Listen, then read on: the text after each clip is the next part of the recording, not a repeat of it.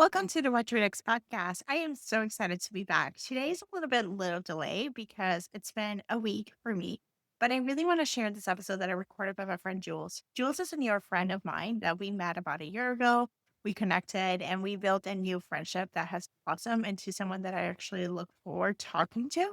So in this episode, we're going to talk about how we make adult friends, as well as 6 books recommendations that are related to friendship. So if you're looking for new friendships as an adult, this episode's for you. So let's get to the show. Hi, Jules. Hello and happy Galentine's Day, Laura.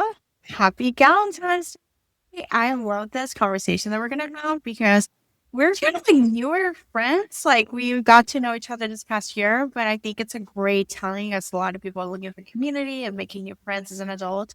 We are a good example of how you can build a friendship. Agree. And I find it interesting too because wasn't Amy Poehler the one who came up with Galentine's Day? And she's very much a topic of conversation in our text. Yes, I love it. I think Parks and Recreation, she brought out Valentine's Day tend to be a commercial, like romantic.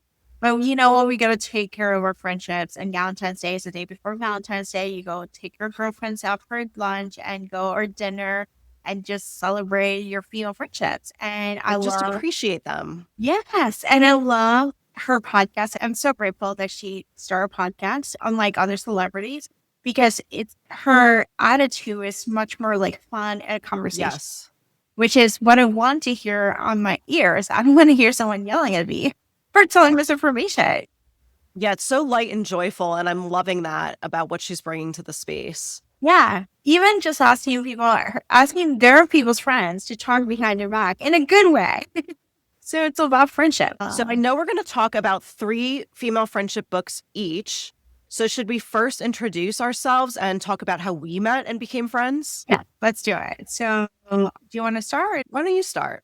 Well, I am Laura. I am actually a long-running podcaster. I've been podcasting for about 10 years, and I've been podcasting in this book space for about 8 years. And I've been sharing author interviews, friend interviews, and I've used the podcast a lot of time as a way to get to know friends and get to know people. I'm kind of like an introvert slash extrovert, so I love actually having conversations and getting to know. And so I used the podcast as speed dating route. I lived in New York long term until 2020, and then I moved to Chicago, and I did not know anybody.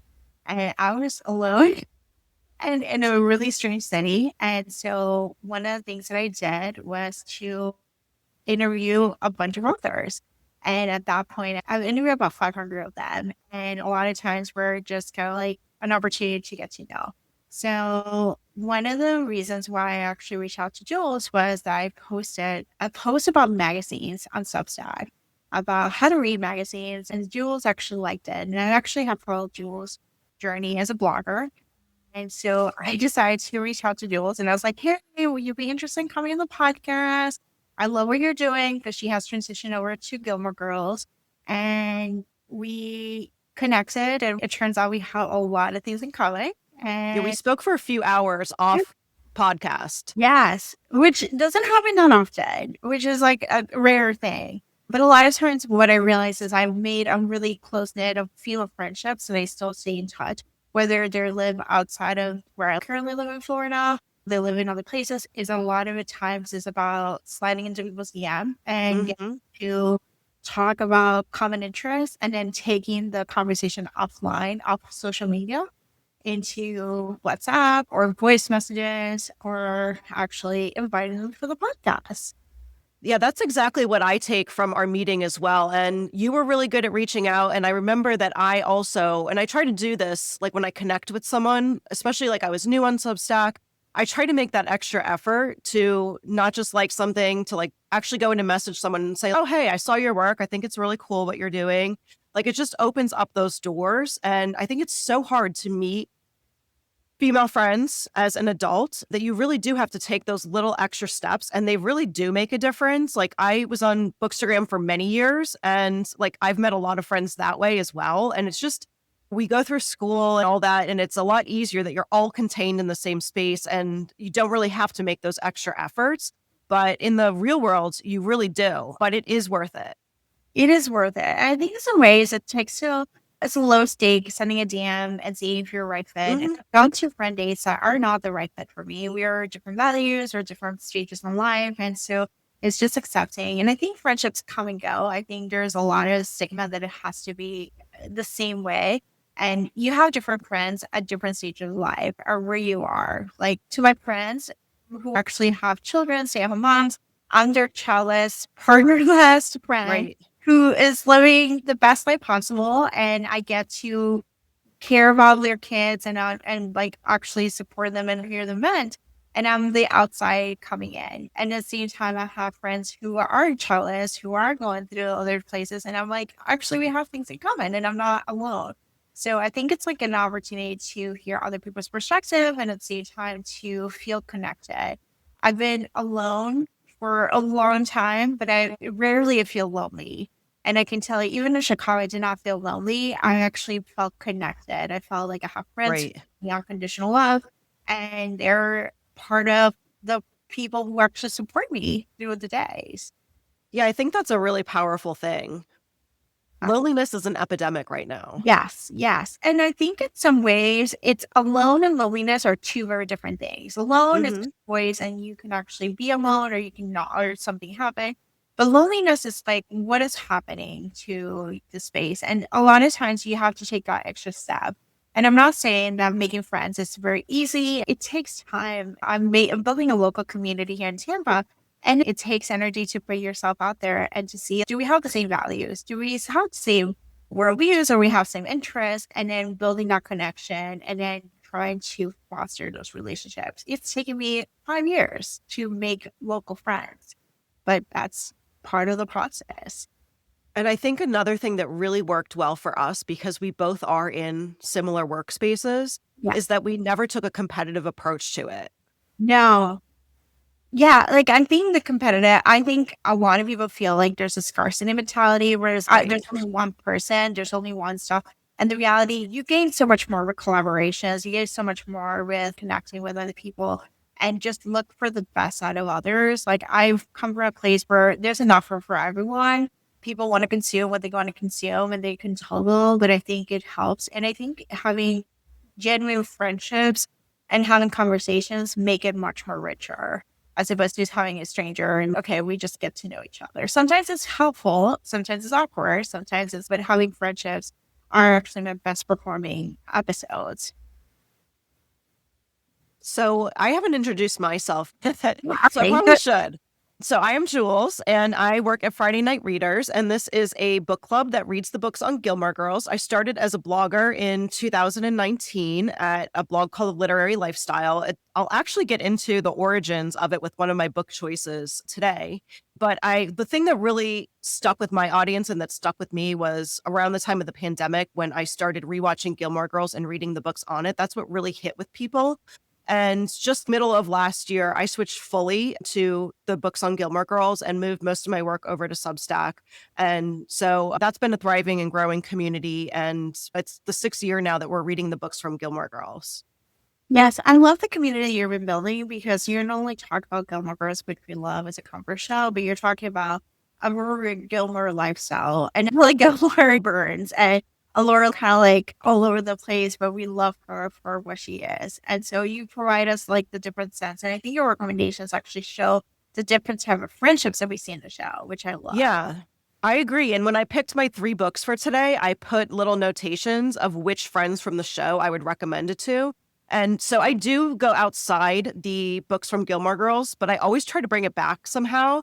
And I think the books that I chose today will show you how I bring it back. Let's talk Okay. about your books because I think this is my way, and then I'll talk about my books because it's a little bit different touch. All right. My first one is my favorite book of all time, My Brilliant Friend by Elena Ferrante. Do not let this horrible cover prevent you from reading it. There are newer covers. I'm not sure what's going on with this one, but it is my favorite book of all time. And the way I was introduced to it was in 2019. We were planning our honeymoon to Italy, and my sister-in-law said, "Oh, I know you love books." This was before my blog. "I know you love books, and you're going to Italy. You have to read this book." It's actually a book series. There's 4 books. My Brilliant Friend. And I said, "Well, I never heard of that." So the next day, a box showed up at my porch, and it had all 4 books in it. And it became my favorite book of all time. I did read the whole series, but this particular book, and I will say it was also number one on the New York Times best books of the 21st century. Oh. I don't recall the whole criteria of how they chose those, but it was number one. So this is a story for the literary fiction lovers. And I'm calling this one a good recommendation for Rory and Lane. You'll see some threads of Rory and Lane's friendship. So it's set in 1950s Naples, Italy. And this is a very post-World War II. There's poverty, there's violence, and these two young girls, Elena and Lila, meet and they connect over a book, Little Women, a book that many young women love. And it's clear that they're both very smart, but their life takes a different trajectory from there. So Elena follows a very traditional educational path, while Lila has to go and work with her family's business.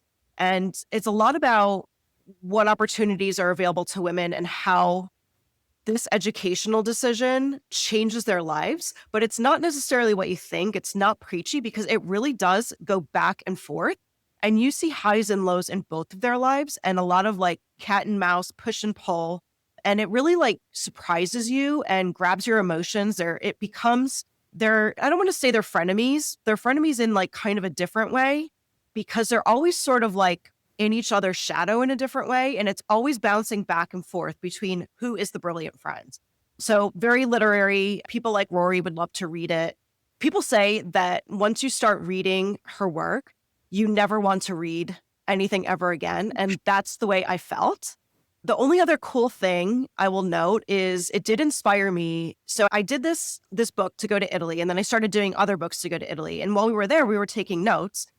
And I had all these book reviews on my phone and all these like where to go in Italy and what we loved and what we didn't love. And I was like, well, I feel like I should put them together and make a blog out of this, like almost like literary travel. So that was how the impetus for my blog started. And then I will also note that when the adaptation for this show came out on HBO, one of the characters goes on her honeymoon to the exact same hotel we went to.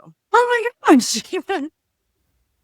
Oh my gosh, I love this story. And I love how this book actually allowed you to start a new career. Because it was crazy, right? And became my favorite book of all time. I love it. I love the fact that it's like we pick books to travel and we get to know the culture, get to know the places, and we get to see the flavor of what it was like to do that before traveling. It savors a part of traveling. I love planning traveling. I love thinking about traveling and then being in the place and enjoying fully. And I think books like this capture that essence. And I do still feel when I really thought about it, like Gilmore Girls is so much lighter than this book, but when you really think about it, Rory had that traditional educational path, but she still struggled to define herself. And that's how Elena was in this book. And then Lane was she got pregnant young. I hope that's not a spoiler for anyone.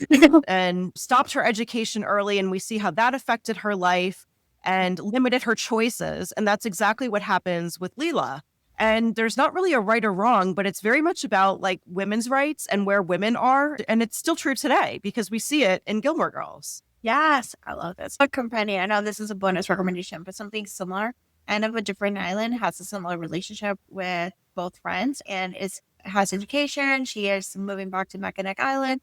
And her best friend who's staying on the island ended up marrying early and getting pregnant and having the dynamic. And it's an interesting, similar path of a young relationship from what I'm hearing, similar elements. So, and that's a new book that comes out. I've seen you recommend that. Is that a retelling of Anne of Green Gables or it's a modern retake? It's a reimagining. Yes. Yeah, it's not quite Anne of Green Gables because it's not Canadian and it's not set in Prince Island. But Anne Gallagher loves Anne Shirley so much that she tells everyone she wants to live like Anne Shirley, but she realizes maybe life is not like your favorite book. Gotcha. This sounds really good. I've seen you recommend it a few times, and I think I am officially putting it on my list now. Please do. And it's not spicy. And I think my readers will like that too. Yeah. So, all right. My recommendations are books that came out in 2026. Anne of a Different Island is one of them. My first recommendation is I do have the book Too Blessed to Trust by Ali Kosik. This is an interesting relationship because we got 4 friends or frenemies or friends of convenience. They're 4 Christian influencers who have come together to build a collaboration, similar like we have the collaboration. And they just want to share their moral values or what they're learning from the church and all these different things. At the same time, they're trying to help the church on their part, which is non-denominational, help with the gala, with the human trafficking gala. And they're realizing that not all it's what it seems to be. Each one have its own issues and their own struggles. And it just brings us a relationship. What are relational convenience? Like girls who want to be part of them because they're kind of like well known as influencers, and how they actually go through life in this space where we're thinking online relationships, what's happening in real life. You read this book too. I did. So I think it's probably a good time to transition to my book, because my next book, because it's very much about two women who are in the same field at the same time with the same ambitions. And this was interesting to me. It's Truth and Beauty by Ann Patchett, and it is a memoir. And it's about her friendship with a woman whose name is Lucy Greeley. And they were both in the Iowa Writers Workshop together, which is like a really famous, I think Ellen Hildebrand went to that and a bunch of other authors.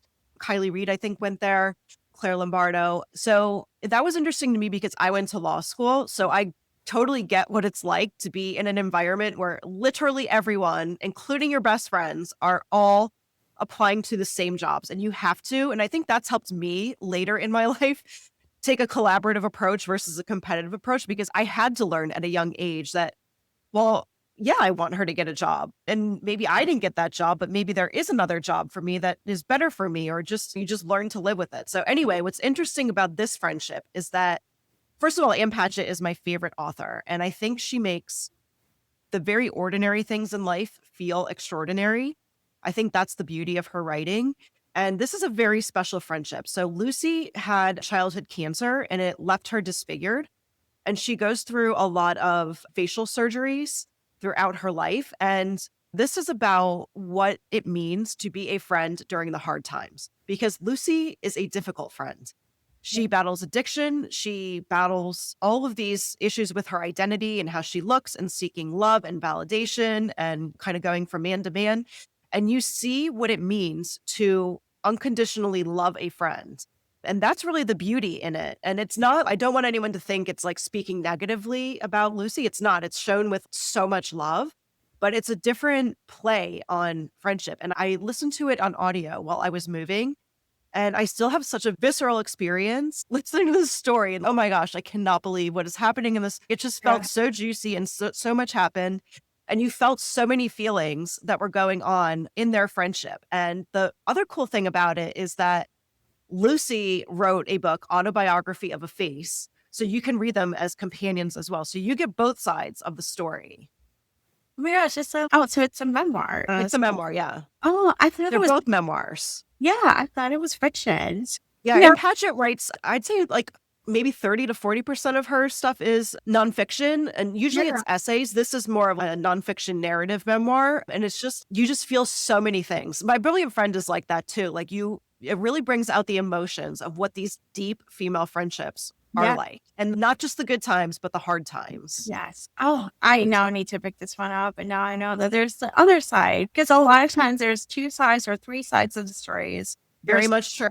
And whatever the truth is. So. Right, and you can find empathy on both sides, and I do recommend it on audio. Like I'm telling you, I could not turn it off.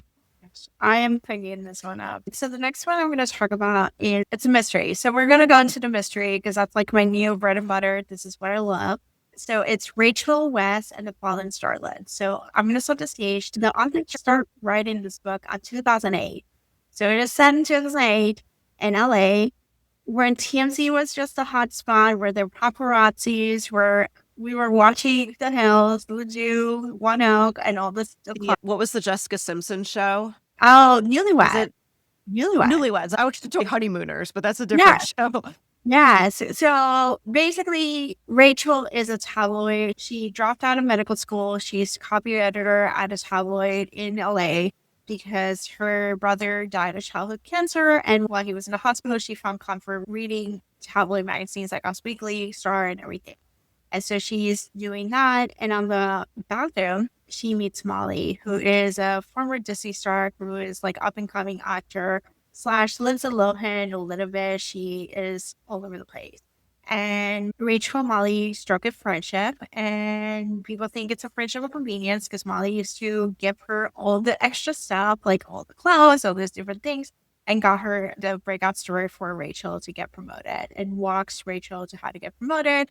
But a couple months later, Molly had an overdose and is found dead. And Rachel has to figure out what happened to Molly. And she is her tabloids, hey, can you break the story? Can you tell us what's going on? And Rachel quits her job to become an amateur sleuth.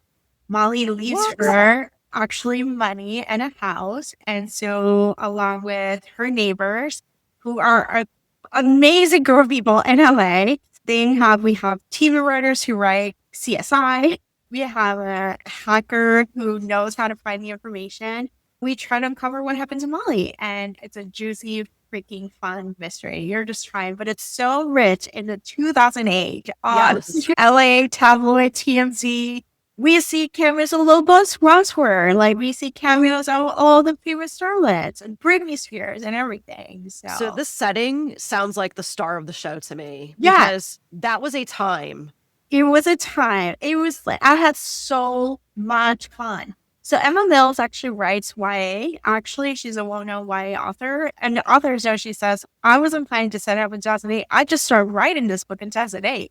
And so it's been on the drawer for that long. And so Wow. and actually having this book that feels such a millennial love story. And this is adult though, right? It is coming out in May. So you should definitely pre-order it if you're looking for a good cousin mystery. So this is making me think of Maureen Gu, who you had recommended her new adult book, One and Only. And Yep. she was also a YA author. And Yeah. her last book was Throwback. And I think that was a 90s book. Yeah. So a lot of these authors, I think they know each other or something like that. So a lot of the YA authors of the 2010s have moved on to adult books, whether it's mysteries or rom-coms or actually just mashup literary specific. Because I think Mary H.K. Shelley, who wrote for The Summer Turned Pretty, now has Okay, a wow. one that's called The Pool House. So I'm actually got the arc. So I'm curious to see what she does. But I'm really enjoying these YA authors for just basically writing in this new space. Yeah, me too. It's honestly been the highlight of my year. Yeah. Thank you, Galentine, because you recommended it to me. So that's Rachel West and The Fallen Starlet by Emma Mills. It comes out in May, but definitely pre-order it. I'm assuming the audio is going to be excellent. So either way, however you consume it, just pre-order it if you're a millennial at heart. Yeah, I totally think it sounds like so millennial coded. Yes. So I'll move on to my third recommendation. I debated this one, but my other two books are kind of heavy. So I wanted something that feels like a friendship that's a balm for the soul. Yeah. And this one is Lorelai and Sookie coded because it's very much about food. I have it, so I'll hold it up. It's Love and Saffron by Kim Fay. I've heard so many people talk about this book on social media. And then I went to my local used bookstore. I was going to say consignment bookstore, but I think used bookstore makes more sense. So look at this. Can you see that? Oh my gosh. It's and so I looked up. So it is, for anyone who's listening and not watching, it's a signed book.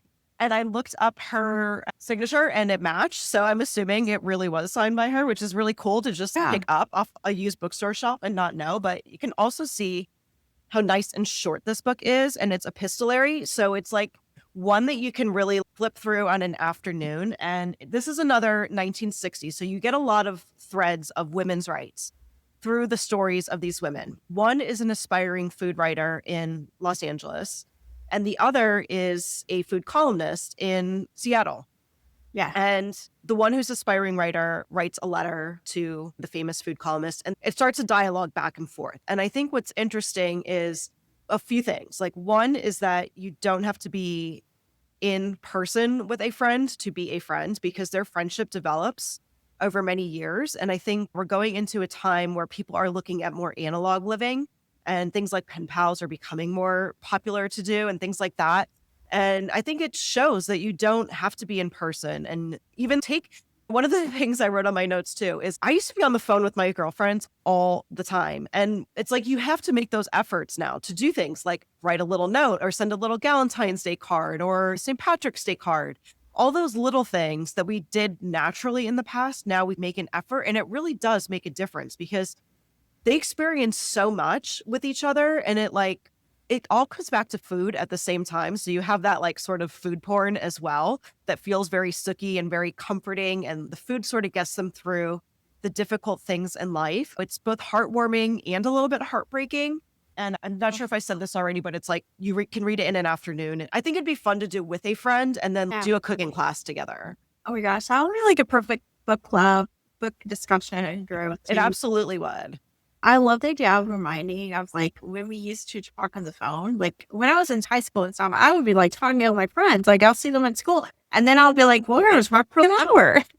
So when I was a teenager, I wasn't allowed to have my own line, but my mom actually bought me a headset because I spent so many hours walking around with the phone glued to my ear. Yes. Oh my gosh. Yes. You had the whole thing of having your own line was like ultimate because otherwise you need to talk to your parents. Like you was 100%.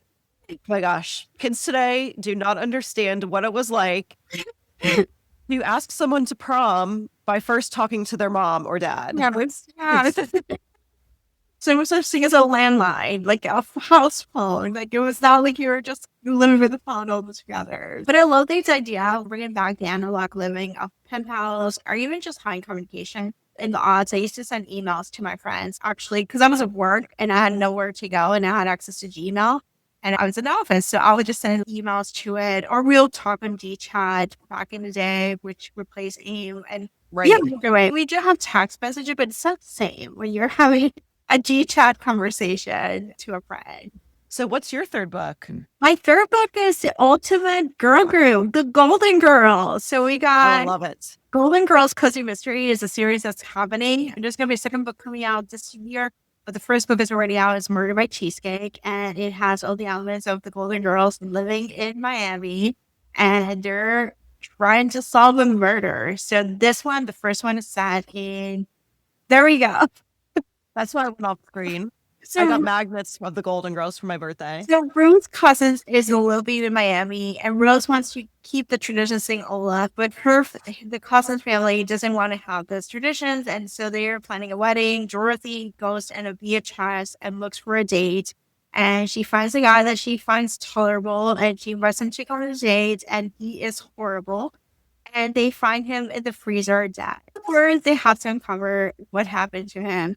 It is hilarious. It is fun. It has the elements of the the Golden Girls. It's just like a fun little environment with it. The second book is coming out. I haven't read it, but I'm very excited for it. The audios are available on Audible exclusive, which sucks. But if you want to avoid paying, try to get a free trial on Amazon Music. Right. You're able to listen to them.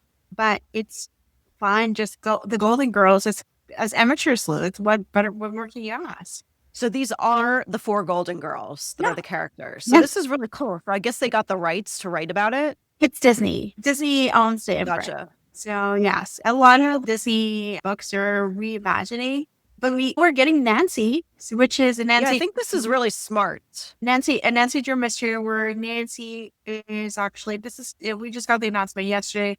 Nancy and her former best friend are working towards solving a crime. So I'm loving all these mysteries. And we also got news yesterday that American Girl is getting its first adult novel. Yes, and it's Fiona Davis. Amazing.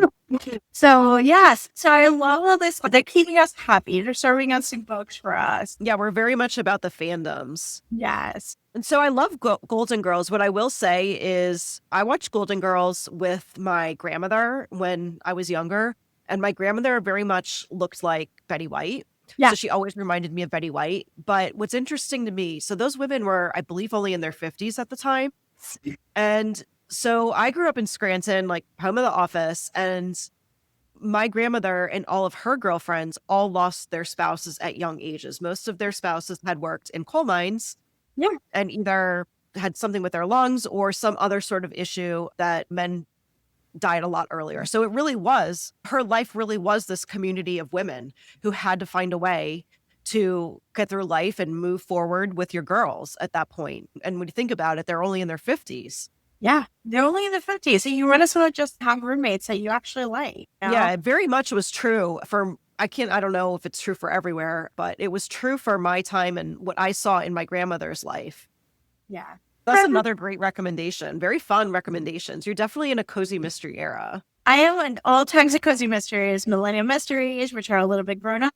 Cozy cozies are just a little bit gory, but I try to just keep them fun. It doesn't give me nightmares. It's great to fall asleep with.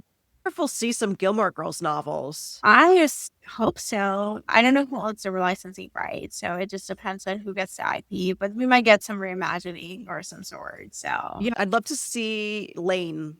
yes. People always say justice for Lane. Yes, we need reimaginings of these stories. So Yeah, I would love that. And then it's fun because you can add in the music as well. yes. Oh, a rock star. A little bit. So we have 6 book recommendations. Should we move on? And before we end, we talked a lot about female friendships, and maybe we can share a few things, a few ideas to get your female friendships going on Galentine's Day. Yeah. So I personally am an active person, so I tend to take classes, and that's actually one of my ways to. I don't like to go drinking or anything like that, so I tend to be like, "Hey, can we do a yoga class or fitness class or go for a walk and talk date?" Like opportunities just to get active a little bit, just sweat a little bit, but at the same time, you most of the time feel torture, but it's a good way of having conversation afterwards. So that's like my go-to. I've met friends in my yoga studio. For my yoga studio, I've taken it to other classes, and yeah, but I love walk and talk. When I live in New York, that was like a big one. We'll just go pick a neighborhood, and we'll walk all over the neighborhood. I love that because I'm trying to get steps in, and I realize how many steps I need, which is really like over an hour of walking a day, which is hard to do with a full work day. Yeah. To get those 10,000. So I love that because it's like bang for your buck.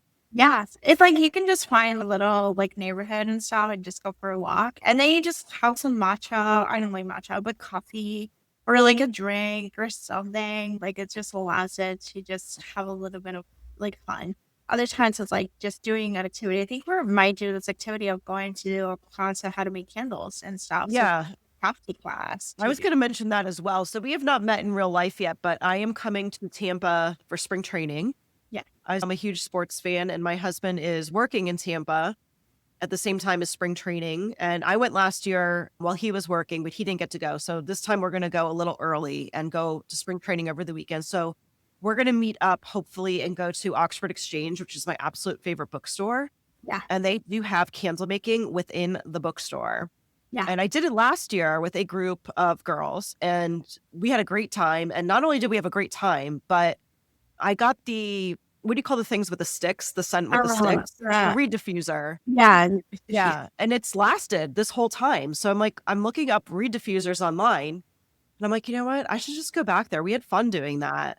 And then you can go and get a book. And then they have like coffee and tea there too. You can do brunch, you can shop. It is the best place. Yeah. The other thing I want to recommend, so I got a permanent jewelry last week while we were away for my husband's work.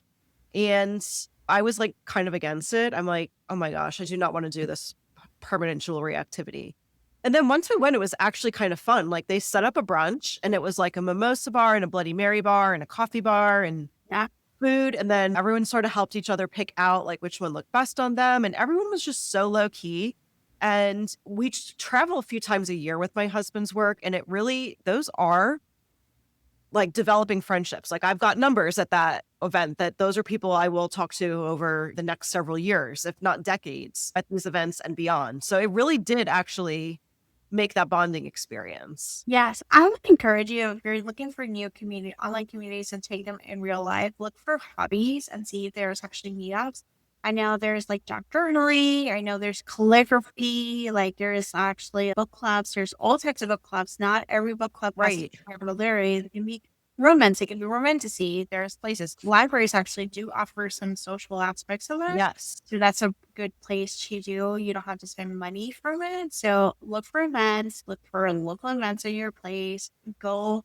It's okay to go by yourself. It's okay. Meet someone. Same goes if you go to a concert by yourself. It is okay. I've actually made a lot of friends locally at author events. Yes. Yeah. So go to an event, talk to the person next to you, maybe start a conversation with like, hey, did you like the book? What's going on?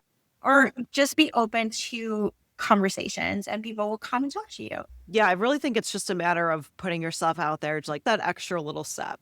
Yes. It just takes time, but you just have to just do it. Yeah. And nurturing it too. Yeah. Awesome. Let's basically share where we can find each other online.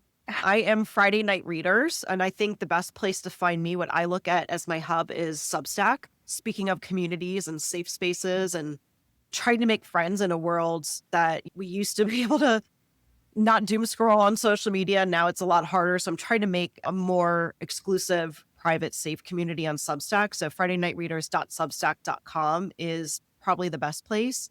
And again, we read the books from Gilmore Girls and try to live the Gilmore lifestyle, and all of that encompasses.